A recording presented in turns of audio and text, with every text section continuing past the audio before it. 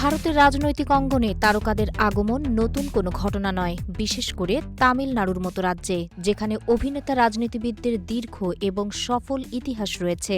দক্ষিণ ভারতের পর্দা কাঁপানো সুপারস্টার এবার রাজনীতির মঞ্চে তৈরি করছেন এক অভাবনীয় ইতিহাস।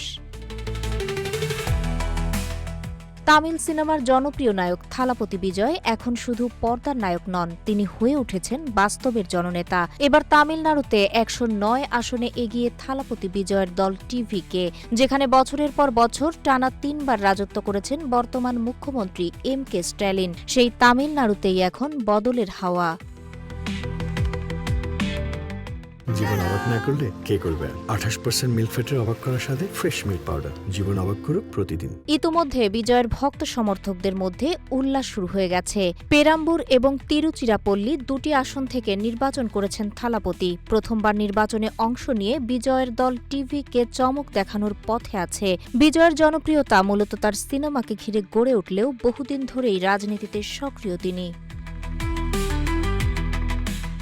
গত ২৩ এপ্রিল তামিলনাড়ুর ২৩৪টি আসনে ভোটগ্রহণ সম্পন্ন হয়েছে। নির্বাচন কমিশনের তথ্য অনুযায়ী ভোটার উপস্থিতি ছিল ৮২%-এরও বেশি, যা রাজ্যের নির্বাচনী আগ্রহের প্রতিফলন।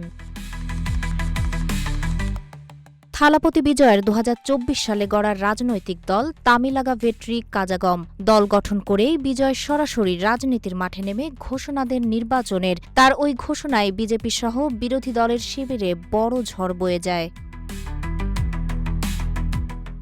থালাপতি বিজয়ের আসল নাম জোসেফ বিজয় চন্দ্রশেখর। ১৯৭৪ সালের ২২ জুন তামিলনাড়ুর মাদ্রাজে জন্মগ্রহণ করেন এই অভিনেতা। ৩ দশকেরও বেশি সময় ধরে বিস্তৃত কর্মজীবনে তিনি ৬৯টি চলচ্চিত্রে প্রধান চরিত্রে অভিনয় করেছেন।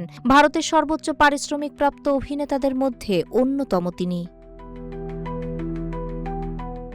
বিজয়ের রাজনৈতিক যাত্রা শুরু হয়েছে সফল চলচ্চিত্র ক্যারিয়ার থেকে। হঠাৎ রাজনীতিতে আগমন বিষয়ে থালাপতি বিজয় বলেন, রাজনীতি সিনেমার মতো অভিনয়ের জায়গা নয়, এটা একটা যুদ্ধক্ষেত্র।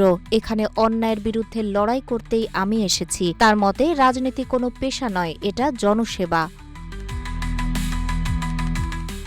বিজেপিকে একমাত্র আদর্শিক শত্রু মানা দক্ষিণ ভারতে মোদির নতুন মাথাব্যথা এখন থালাপতি বিজয়। তাহেরা আক্তার, রূপালী বাংলাদেশ।